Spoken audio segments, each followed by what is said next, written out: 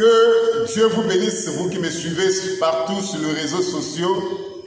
Ce matin, je vous salue, moi, votre frère, dans le nom puissant et glorieux de notre Seigneur et Sauveur Jésus-Christ. Aujourd'hui, par la grâce de Dieu, nous allons parler du mystère des mystères, c'est-à-dire de la divinité suprême de notre Seigneur et Sauveur Jésus-Christ. Je crois que pour ceux qui ont suivi la petite vidéo que j'avais faite la semaine passée, j'avais parlé des faux pasteurs et des musulmans sur la divinité de Jésus. Mais aujourd'hui, nous allons tout court parler de la divinité. Je serai aujourd'hui un peu bref. Peut-être que le Seigneur fera grâce, nous ferons une deuxième, troisième, peut-être une quatrième partie sur la divinité de Jésus-Christ. Mon frère, ma soeur, écoute-moi très bien. La divinité de Jésus-Christ est le plus grand mystère de toute la Bible. C'est le plus grand mystère et c'est aussi le plus grand sujet de toute la Bible. On ne peut pas expliquer Dieu. Même ce matin, je ne suis pas ici pour expliquer Dieu. Parce que Dieu, on ne l'explique pas. Je ne suis pas aussi ici pour interpréter Dieu. Parce que Dieu, on ne l'interprète pas. Dieu se révèle en principe. Donc, la divinité de Jésus, c'est le plus grand sujet. On ne peut pas comprendre la divinité de Jésus par les études. Comme je l'avais dit dans l'une des vidéos que j'avais fait, que nos amis musulmans ont l'habitude d'aller dans une école coranique qu'on appelle Al-Azhar, c'est en Égypte. Ils vont là-bas pour étudier. Vous ne pouvez pas étudier Dieu. Dieu, on ne l'étudie pas. Dieu, lui, se révèle. Voyez-vous? Donc, aujourd'hui, nous allons parler de la divinité suprême de notre Seigneur et Sauveur Jésus-Christ. Je tiens d'abord à vous dire ceci. Dieu, quant à sa nature, quant à sa nature, il est esprit. Ça, vous devez relever cela. Dieu est esprit comme lui-même Jésus l'a dit. Dans Jean chapitre 4, à partir du verset 24, il dit que Dieu est esprit. Ça, c'est le premier élément à connaître. Dieu, il est esprit. Non seulement Dieu est esprit, dans 1 Timothée chapitre 6, 1 Timothée chapitre, prenez d'abord le chapitre 1, 1 Timothée chapitre 1 à partir du verset 17, 1 Timothée 1 à partir du verset 17, il est écrit, ça on parle de Dieu, hein? Au roi des siècles, immortel, invisible, Dieu seul, soit honneur et gloire au siècle des siècles. Amen. Je réponds à quoi la lecture? 1 Timothée chapitre 1, à partir du verset 17, il est écrit, au roi des siècles, immortel, invisible, Dieu seul, soit honneur et gloire au siècle des siècles. L'Écriture dit Amen. Donc dans ce passage, on nous montre que Dieu, il est immortel. Dieu ne meurt pas. Il ne peut même pas mourir 5 minutes, même pas 1 minute. Dieu ne meurt pas. Pourquoi? Parce qu'il est immortel. Dieu, quant à sa nature, il est invisible. Donc nous relevons ce matin ce point. 1. Dieu est esprit. 2. Dieu est immortel. 3. Dieu est invisible.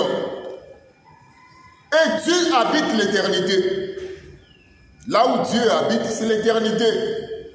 Comme cela est écrit dans le psaume 90, je crois le verset 2, si je ne me trompe pas. Il est écrit d'éternité en éternité, tu es Dieu. C'est-à-dire tu es Elohim. Donc Dieu, il habite l'éternité. Dieu, il est invisible. Dieu, il est immortel. Dieu, il est esprit. Voyez-vous, ça c'est la nature de Dieu.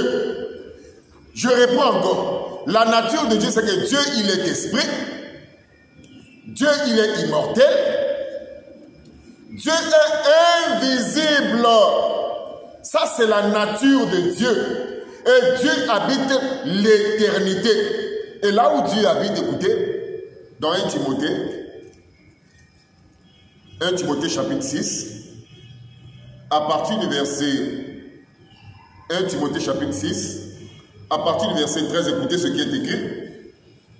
Je te recommande devant Dieu qui donne la vie à toutes choses et devant Jésus-Christ qui fit une belle confession devant Ponce Pilate de garder les commandements et de vivre sans tâche, sans reproche jusqu'à l'apparition de notre Seigneur Jésus-Christ que manifestera en son temps le bienheureux et seul souverain, le roi des rois, le Seigneur des seigneurs, écoutez maintenant, qui seul possède l'immortalité, qui habite une lumière inaccessible, que nul homme n'a vu ni ne peut voir, à qui appartient l'honneur et la puissance éternelle.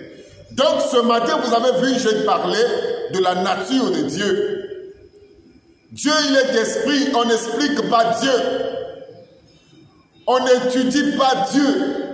Il y a des gens qui vont dans des écoles pour étudier Dieu. Tu ne peux pas étudier Dieu.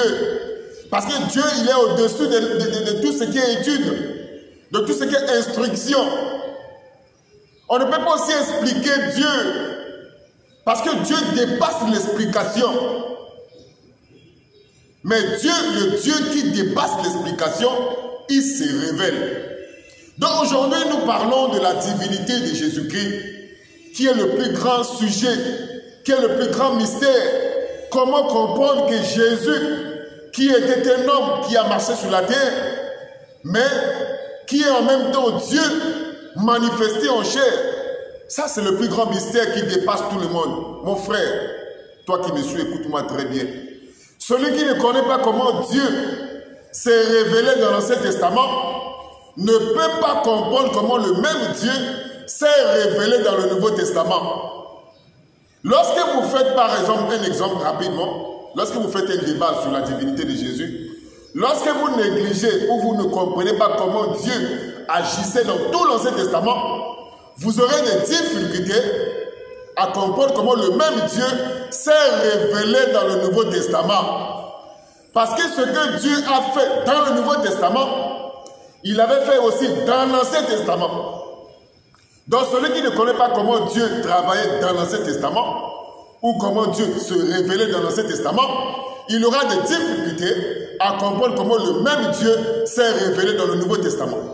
Parce que dans tout l'Ancien Testament, Dieu prenait des formes. Dans tout l'Ancien Testament, Dieu prenait des formes. Ces formes-là, en termes théologiques, on appelle ça la théophanie.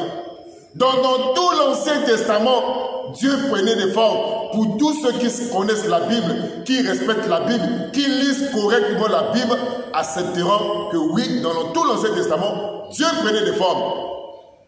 Mais ces formes-là n'étaient pas des corps de chair. C'était des théophanies. Dieu pouvait prendre la forme d'un rocher. Dieu n'est pas le rocher. Dieu, il est esprit. Mais Dieu pouvait prendre la forme d'un rocher. Dieu pouvait prendre la forme d'un ange. Lorsque vous entendez dans la Bible l'ange de l'Éternel, mais c'est l'Éternel lui-même, dans une forme angélique. Dans l'Ancien Testament, vous allez voir que Dieu prenait la forme d'un feu. Dieu pouvait prendre la forme d'un tourbillon. Dieu pouvait prendre la forme d'une colonne de feu. Dieu pouvait prendre la forme d'une colonne de nuée. Dieu prenait des formes dans tout l'Ancien Testament. C'est ce qu'on appelle la théophanie. Théophanie veut dire quoi? Théo veut dire Dieu, Phanie veut dire apparition. C'était la manière que Dieu utilisait pour apparaître aux gens. Ça, c'était dans tout l'Ancien Testament. Dans le Nouveau Testament, le même Dieu a fait la même chose. Le même Dieu a fait la même chose dans la personne de Jésus-Christ. C'est pour cela que nous vous disons ceci, vous qui me suivez, parce que la vidéo aura certainement une première, une deuxième, troisième partie. Vous qui me suivez, je tiens à vous dire ceci, surtout à nos amis musulmans, que étudier c'est une bonne chose. Vous pouvez étudier, c'est une bonne chose. Faire des recherches, c'est une bonne chose. Mais vous ne pouvez pas comprendre Jésus par les recherches. Vous ne pouvez pas comprendre Jésus par les études. Vous ne pouvez pas comprendre Jésus par les calculs. Mais Jésus, on ne le comprend que par la révélation. Il doit se révéler lui-même à toi. C'est pour ça que vous allez voir dans Matthieu chapitre 11, à partir du verset 25 jusqu'au verset 28, Jésus pouvait dire ceci: je te loue, Père, Seigneur du ciel et de la terre, de ce que tu as caché ces choses aux sages et aux intelligents, mais de ce que tu les as révélées aux enfants. Et il s'est comme dit: oui, Père, je te loue de ce que tu l'as voulu ainsi, que la chose soit cachée aux uns et révélée aux autres. Je vais vous lire une dernière écriture, parce qu'aujourd'hui, j'ai juste voulu introduire, et la prochaine fois, nous allons développer ce sujet du mystère des mystères, excusez-moi. Nous allons prendre l'Hébreu, chapitre 1, à partir du verset 1, nous allons terminer avec cette écriture, et nous allons continuer l'enseignement la semaine prochaine, si Dieu le veut.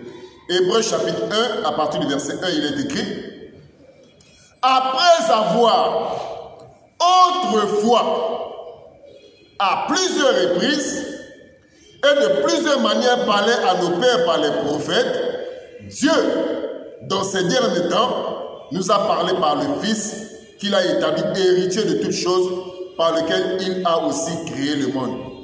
Ce Fils-là, écoutez, qui étant le reflet de sa gloire et l'empreinte de sa personne, et soutenant toutes choses par sa parole puissante, a fait la purification des péchés et s'est assis à la droite de la majesté divine dans les lieux très hauts. Je réponds à la première partie.